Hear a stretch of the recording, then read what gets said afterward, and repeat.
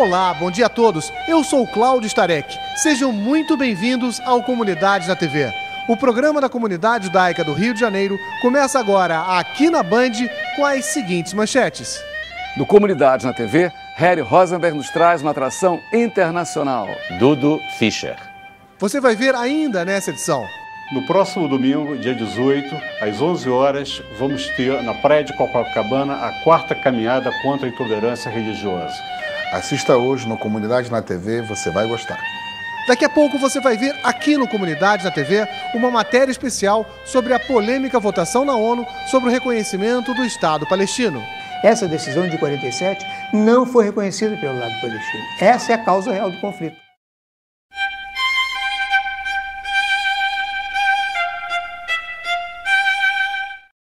O mês de setembro será marcado por uma votação que é a mais aguardada pelas comunidades judaicas do mundo e principalmente por Israel, principal envolvido no tema.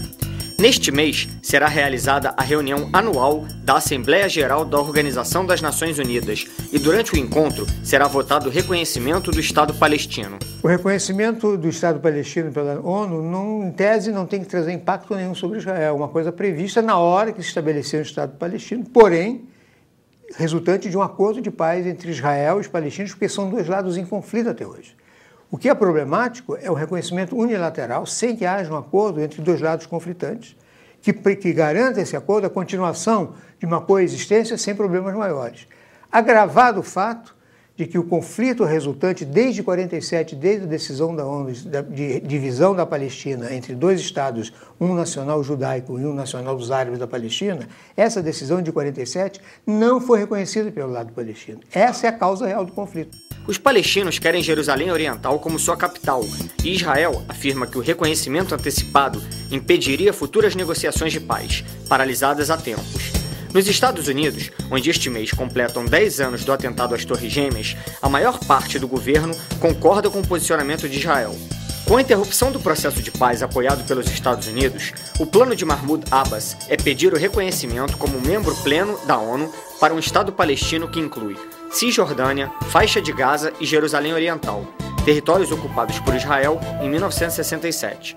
Tivesse sido reconhecida a resolução da ONU de 47, houvesse estabelecido dois estados, um judaico e um palestino, nas áreas que foram destinadas, não teria havido conflito, não teria havido ocupação, não haveria esse problema. O conflito resulta da negativa de reconhecimento. A reunião na ONU será nos dias 19 e 20 de setembro. Tanto o jornal El País da Espanha quanto a Haaretz de Israel estimam que ao menos 130 países dos 192 membros da ONU irão votar a favor do reconhecimento do Estado palestino. Israel e os Estados Unidos são contra e ainda se opõem a uma filiação imediata do Estado palestino na ONU. O site Israel na Web vem produzindo constantemente vídeos que mostram a forma como os palestinos e os representantes árabes se pronunciam para a sociedade. Os palestinos costumam falar uma coisa em inglês quando se voltam para a comunidade internacional e outra em árabe quando estão falando para o seu público interno. Quando falam para a comunidade internacional, o discurso é todo de paz, de entendimento e de convivência pacífica, e quando falam para o seu público é um discurso de intransigência e realmente de não reconhecimento dos direitos primários do Estado de Israel. A historiadora Carla Abif, que participou de um congresso em Israel com o presidente do país, Shimon Peres, e outro em São Paulo, promovido pela Bnei Brit, nos conta o que a votação na ONU vai representar para o Estado de Israel. A gente está vendo que o governo, ele é um governo em peso de direita. Pela primeira vez na história, nunca houve tantas cadeiras de direita no parlamento. E há uma preocupação muito forte em relação à segurança, em relação ao que será feito caso haja realmente a criação de um Estado palestino, né? Você vai ter que remover cerca de 700 mil judeus israelenses que vivem além das linhas verdes, né? Além das linhas de 67. Vai ser uma série de complicações num primeiro momento. Num segundo momento, pode representar algumas vantagens, como o próprio presidente da Autoridade Palestina manifestou, né? O reconhecimento do Estado de Israel a partir do momento que se reconhece um Estado palestino e a própria definição de fronteiras territoriais, que é uma questão que é muito incerta em Israel desde a sua criação em 48. A gente ainda não sabe a posição certa dos Estados Unidos, o que representa muita coisa. Então, Vai ser votado? Provavelmente sim. Mais de 50% de chance que o Estado palestino seja reconhecido na ONU. Vai ser criado no dia seguinte? Não. Mas a grande maioria da nação israelense, inclusive dos governos israelenses até hoje, sabem e concordam de que a haver um futuro Estado palestino será na Cisjordânia e na faixa de Gaza. Israel sempre esteve a favor da paz, sempre soube fazer sacrifícios grandes quando teve um interlocutor sério negociando em relação à paz e que, na verdade, Israel não é contra a solução de 2 estados. O que não quer é que surja um outro estado que não seja fruto de negociação.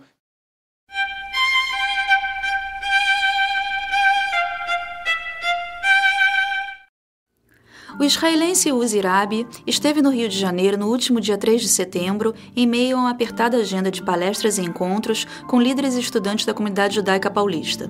O convite ao professor e PhD em História do Oriente Médio e África foi feito pela CONIB, sendo o professor Rabi diretor do Centro Moshe Dayan da Universidade de Tel Aviv. No Rio de Janeiro, Uzi Rabi participou do Kabbalat Shabbat na Associação Religiosa Israelita e concedeu uma entrevista exclusiva ao Comunidade na TV, onde deu o seu parecer sobre importantes temas polêmicos do Oriente Médio. O que o senhor tem a dizer com relação à criação do Estado palestino e as consequências para Israel? Acho que os palestinos vão conseguir das Nações Unidas o reconhecimento do seu Estado e isso, obviamente, significa certos desafios a Israel, em termos de acordo de cooperação de segurança e procedimentos econômicos. O que nós estamos fazendo é simplesmente olhar para o mês de outubro, quando poderão ocorrer diferentes cenários. Espero que israelenses e palestinos busquem outras maneiras de renovar o diálogo depois deste episódio. A única coisa que devemos lembrar é a questão da segurança. Esperamos não ver milhares de palestinos nas praças em manifestações como as ocorridas na Primavera Árabe. As coisas podem ficar fora de controle e palestinos e israelenses devem cooperar para que não aconteça. Como o senhor vê a relação dos novos líderes árabes em relação a Israel? Isso é uma questão complexa. O que nós temos na Primavera Árabe são muitas revoluções e sabemos que líderes como Mubarak, que cooperaram com Israel, não estão mais lá. Então, o que nós estamos assistindo são revoluções nas divisões árabes e o que temos que nos perguntar é: o que virá a seguir? Quem vai tomar a iniciativa? Nós esperamos que as pessoas envolvidas nessas revoluções, os jovens, tomem de fato a iniciativa e criem sociedades democráticas nos Estados árabes. Mas precisamos estar atentos aos perigos que podem vir, porque pode-se abrir um clima de instabilidade. Esperamos também que esses fatos não sejam utilizados por movimentos radicais. E com relação ao programa nuclear iraniano? O Irã tomou a decisão de se tornar um Estado nuclear. Acho que é tarde demais para deter o Irã. Israel tem que saber lidar com o Oriente Médio e o Irã nuclear. Acho que muitos estados do mundo árabe estão também apreensivos em relação ao Irã nuclear. E isso é um chamado de alerta para todos aqueles que querem um Oriente Médio estável. Quais são os efeitos da crise mundial sobre o Oriente Médio? Acho que a crise mundial financeira teve efeitos no mundo árabe. Atualmente, todas essas revoluções que vemos aqui são um tipo de subproduto de problemas sociais, demográficos e sociais econômicos. Isto aconteceu na Tunísia e no Egito. Vale ressaltar que estamos falando de sociedades em que 70% da população tem menos de 30 anos. Então, nós temos muitos jovens, desemprego, taxas altas de inflação, e isso é um problema muito sério nesta região. Acho que os próximos líderes que vierem depois das revoluções devem rever as prioridades e ter mais atenção às necessidades das pessoas. Isso é uma obrigação que eles devem ter.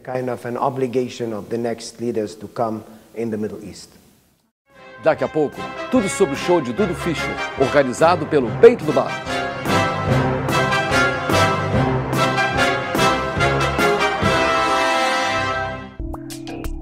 Evolução é morar num condomínio cercado de serviços. É não se preocupar e poder viver o melhor da vida. É estar fora de casa e ter alguém cuidando dela para você. Cidade Jardim apresenta o condomínio Mayan. Um sofisticado 2 3/4, de 69 a 86 metros quadrados com serviços e mais de 1.400 metros quadrados de águas. Visite os decorados na Barra. Abelardo Bueno, 1000.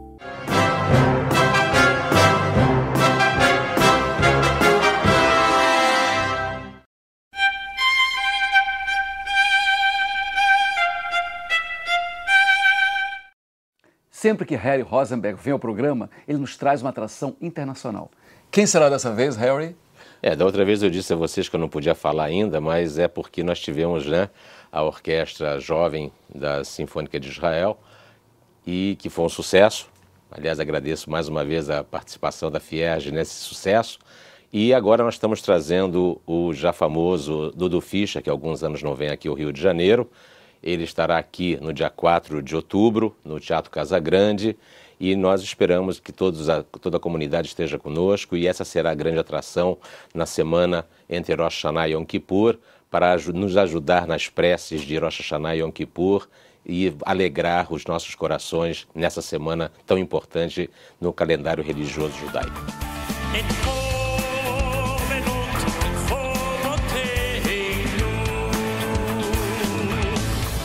Esse ano, qual vai ser o repertório do Dudu Fischer? Olha bem, o repertório dessa semana de Rosh Hashanah e Yom Kippur será também muito ligado às preces de Rosh Hashanah e Yom Kippur, como Avinu Malkeinu, Kol Nidrei, as rezas tradicionais de Yom Kippur, principalmente, e isso será também uma novidade. Nós estamos melhorando também, porque muitas pessoas dizem, o Dudu Fischer já cantou várias músicas e tal. Nesse momento ele vai trazer um repertório novo, principalmente ligado também às rezas de Rosh Hashanah e Yom Kippur, como eu já falei. Vai ser um espetáculo alegre, um momento alegre.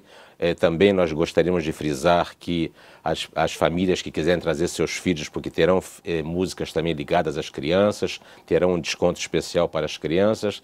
Queremos fazer com que esta data, este concerto do dia 4 de outubro, seja uma confraternização das famílias, da comunidade, para trazer alegria para os nossos corações. Qual é a surpresa esse ano do show do Dudu Fischer? Como é uma semana importante em que todos estamos reunidos para rezar por um ano bom, por um ano com saúde, prosperidade, paz, nós estamos trazendo os Hazanim da cidade, das diversas sinagogas, que junto com o Dudu Fischer estarão cantando, estarão orando por um ano bom, por um ano de saúde e prosperidade. Será uma novidade unir os Hazanim da cidade junto com o Dudu Fischer, num momento de congregação, de consagração, para que a gente possa justamente estar unido nas preces.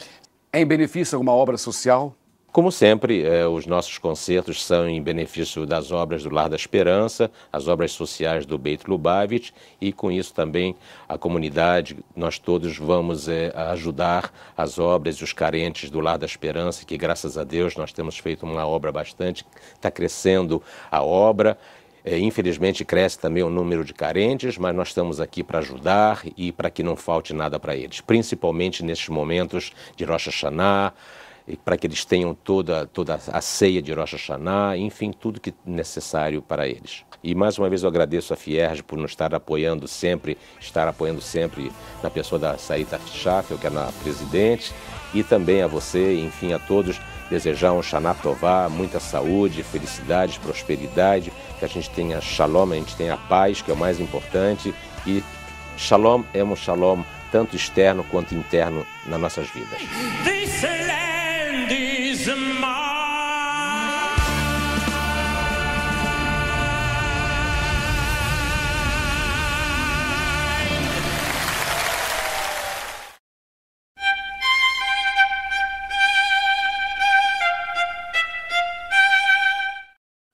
Bom dia. Mais uma vez está presente na Federação Israelita o amigo de longa data, o Babalaô Ivanir dos Santos, líder da Comissão de Combate contra a Intolerância Religiosa, da qual é fundador, junto com vários membros da comunidade. Ivanir, seja bem-vindo, essa casa é sua. Bom dia, é um prazer estar de novo aqui na sua casa. Muito obrigado. Ivanir, como você vê a questão do preconceito na nossa sociedade? O preconceito é uma coisa muito ruim, porque o preconceito ele advém da ignorância. E, no fundo, quando você tem um preconceito contra qualquer segmento que seja, ou religioso, ou étnico, você, na verdade, passa a fomentar o ódio, né, e a raiva contra esse segmento. Isso é muito ruim para todos nós. Então, a luta contra o preconceito tem que ser um compromisso de toda a sociedade brasileira. Explique o que é a quarta caminhada e qual é a sua importância. Uma delas é justamente lutar contra o preconceito. Quando você reúne vários segmentos religiosos, né, com origens totalmente diferenciadas, né, como católicos, evangélicos, judeus, muçulmanos, candomblessista, umbandista, Hare Krishna, wiccanos, budistas, que agora aderiram, e outras denominações, você vê que essa pluralidade, essa diversidade, ela é fundamental para a sociedade.